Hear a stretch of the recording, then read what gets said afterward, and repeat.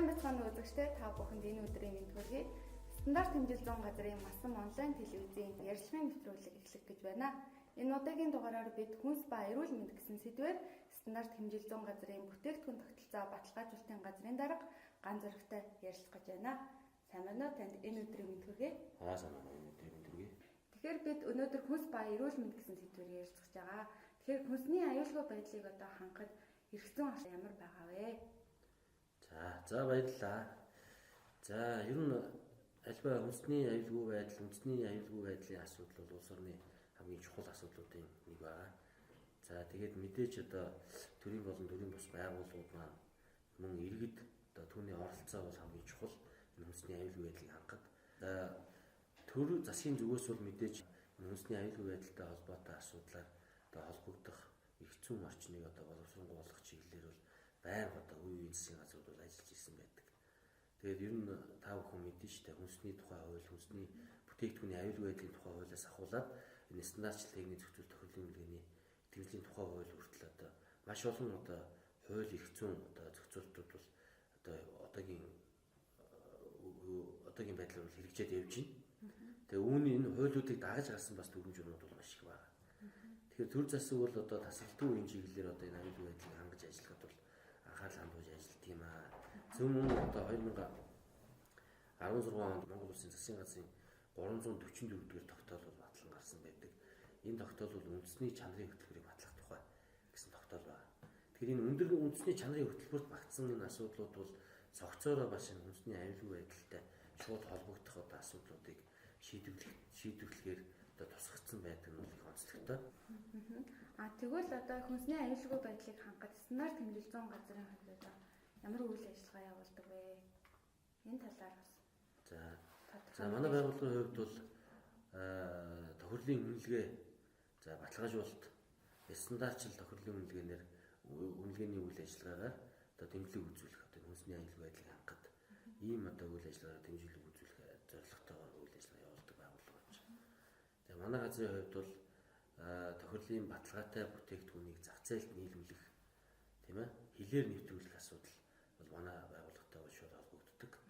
За сая стандартчил техникийн зохицуул тохирлын үнэлгээний тухай итгэвчлийн тухай хуулийн одоо дагуу дагаж гарсан одоо дүрм журмуудын хүрээнд нийтдээ 40 гаруй дүрм журм бол гарсан байна. Тэгээ үүний нэг тод жишээ нь бол засгийн газрын 291 дугаар тогтоолыг сая өнгөрсөн оны 10 сарын 3-нд бол засгийн газраас батлан гаргасан. За энэ бол одоо Монгол улсын хилээр одоо тохирлын баталгаатай бүтээгдэхүүнийг хэрхэн нэвтрүүлэх юм. За Монгол улсын зах зээлийн тохирлын баталгаатай бүтээгдэхүүнийг одоо яаж одоо нийлүүлэх ёстой бэ? Энэ журмыг за мөн одоо заавал баталгаажуулалтанд хамрагдах одоо бүтээгдэхүүний одоо жагсаалтыг бол энэ засгийн газрын энэ тогтоолоор баталж өгсөн байна. Тэгээ энэ үйл ажиллагаа энэ тогтоолыг хэрэгжүүлэх үйл ажиллагааг бол стандарт хэмжээний газар бол одоо яг шууд одоо хариуцсан одоо гүйцэтгэдэг одоо байгууллага байж байгаа. Та сая заавал баталгаажуулалтанд хамруулах бүтээгдэхүүн гэдгсэн. Энэ юу н ямар бүтээгдэхүүн байдгийг хичнээн нэр төрлийн бүтээгдэхүүнүүд энэ заавал баталгаажуулалтанд хамрагдах хэрэгтэй байт юм бэ? За ямар бүтээгдэхүүн хамрагддаг гэхээр ерөөсөө дэлхийн худалдааны байгууллагатай байгуулсан гэрээгээр хүлээсэн үүрэг гэж Монгол улс байж байна. Монгол улс бол одоо дэлхийн худалдааны байгууллагад одоо ирсээд олон жил болж байна. Тэгэхээр одоо энэ жинхэнэ гишүүний хувьд одоо тодорхой гэрээгээр хүлээсэн үүрэгтэй. За тэгэхээр яадаг вэ гэхээр энэ жагсаалтад орсон бүтээгдэхүүн бол ерөөсөө худалдааг хөнгөлөх зорилготой.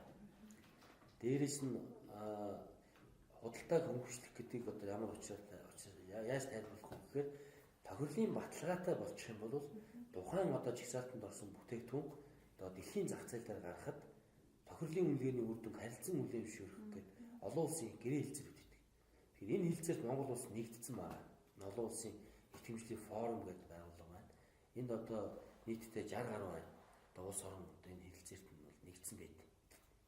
Тэгээ энд бол одоо нэгдснээр Монгол улс бол одоо Монгол улсад үйлдвэрлэгдэж байгаа бүтээгдэхүүн тохирлын баталгаатай байх юм бол дэлхийн зах зээл дээр гэрээ хэлцээрт нэгдсэн орн руу тохирлын үнэлгээнд давтан хамруулахгүй улсын хилээр нь шууд нэвтрэх зах зээл дээр одоо шууд гаргах тэр одоо гэрээ хэлцээрийг бол энэ хэлцээрээр хийсэн байдгаа гэж ойлгож болно. За мэдээж энэ 291-т багтсан жагсаалт гэдэг бол одоо хамгийн одоо эрсдэл өндөртэй байв. Хүний эрүүл мэнд хүрээлэн буй орчин улс орны аюулгүй байдал тийм ээ эрсдэл учруулж болцсохгүй, сөрөг нөлөө үзүүлж болцсохгүй энэ бүтээгдэхүүн үйлчлэгийг бол багтаасан байна. Нийтдээ 241 нэр төрлийн бүтээгдэхүүн, одоо 16 төрлийн үйлчлэгээ багтсан байгаа юм энэ жагсаалтанд. SBS-ийн S хилцээр буюу одоо ургамал 20 цэрийн одоо тийм ээ хилцээрээр одоо тусгагдсан бараа бүтээгдэхүүн юу ийш ороогүй түүхийд боловсруулаагүй одоо махан бүтээгдэхүүн тийм ээ хүнсний ногоо жимс гэнэ бол энд ороогүй гэж ойлгож байна. Тэгэхээр одоо тохирлын баталгаа одоо хэрэглэгчдэд одоо ямар ач холбогдолтой гэдэг нь одоо бүтээгдэхүүний тохирлын баталгаагаар одоо тохирлын гэрчлэлийг авсан байлаа гэхэд за тохирлын баталгаа бол одоо маш олон талын одоо өндөр ач холбогдолтой гэдгийг бол олон улс одоо олон жилийн туршлагаар бол тогтоочлоо л да. Тэгэхээр тохирлын баталгаа гэдэг бол ерөөсөө хөндлөнгийн баталгааг хэлж байгаа. Юу гэхээр үйлдвэрлэгч өөрийнхөө бүтээгдэхүүн баталгаа гаргахгүй. За хэрэглэгч бас одоо тэнд өөрийнхөө зүгээс баталгаа гаргах шаардлагагүйгээр хөндлөнгийн мэргэжлийн тийм байгууллага одоо баталгаа гаргаж өгч байгаа үйл ажиллагаа хэлж байгаа. Тэгэхээр тохирлын баталгаатай энэ бүтээгдэхүүнийг одоо хэрэглэгч сонгож авнаа гэдэг бол нэгдүгээрт одоо өөрийнхөө амь нас эрүүл мэндийг эрсдэлд оруулахгүй байх нөхцөлийг хангаж. За мөн хоёрдугаарт одоо байгаль орчноо хамгаалах одоо энэ үйлсэд бас тухайн одоо иргэн одоо ард иргэдийн маань тийм ээ бас оруулж байгаа бас хувь нэмэр гэж үзэх хэрэгтэй. Энийг бол ойлгож авах нь бол манай хэрэглэгчдэд бол хамгийн чухал асуудал байж байгаа. Тэгэхээр тохирлын баталгаа бол үнэхээр маш одоо аль талтаа хэрэгтэй одоо зүйл юм аа. Юу гэхээр одоо үйлдвэрлэгчдэд бүтээгдэхүүнийхэн одоо өрсөлдөх чадварыг нэмэгдүүлж өгч. За хэрэглэгч талаас нь болохоор сонголт хийх боломжийг олгож байна. Мөн хуурамч бүтээгдэхүүнээс зайлсхийх одоо энэ бүхэл одоо болцоог аль талтаа олгож өгдөгөөрөө бол тохирлын баталгааны энэ ач холбогдол бол асар өндөр л доо. Манай хүнс үйлдвэрлэгчид одоо ISO 22000 хүнсний аюулгүй байдлын менежментийн тогтолцоо, ISO 9001 чанарын менежментийн тогтолцоо гэдэг стандартуудыг одоо нэвтрүүлж үйл ажиллагаанд хэрэгжүүлдэг.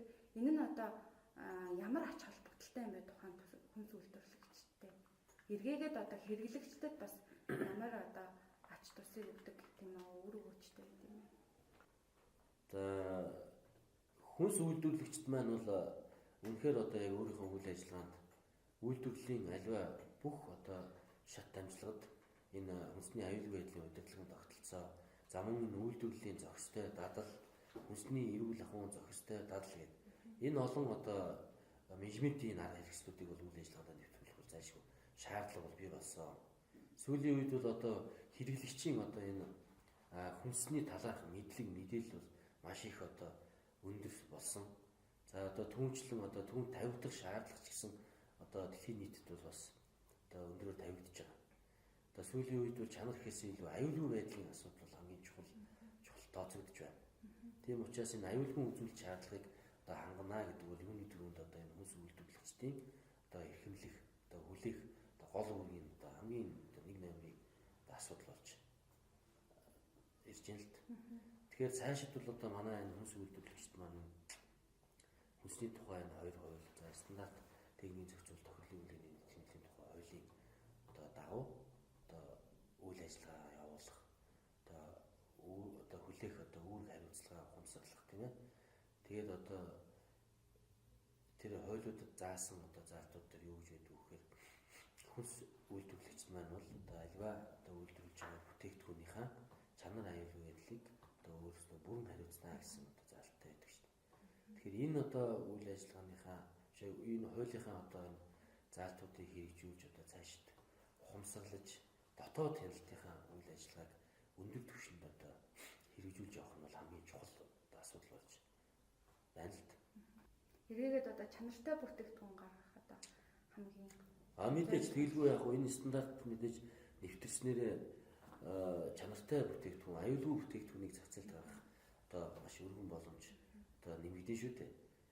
Ер нь мэдээж ингээд зарим ялангуяа энэ хүнсний салбарт бол яг энэ хүнсний аюулгүй байдлын энэ менежментийн энэ арга хэрэгслүүдийг үйл ажиллагаанд нэвтрүүлэхийг бол одоо заавал шаарддаг байх жишээтэй. Дэлхийн одоо ихэнх улс орнууд бол одоо ийм шаардлагыг тавьдаг.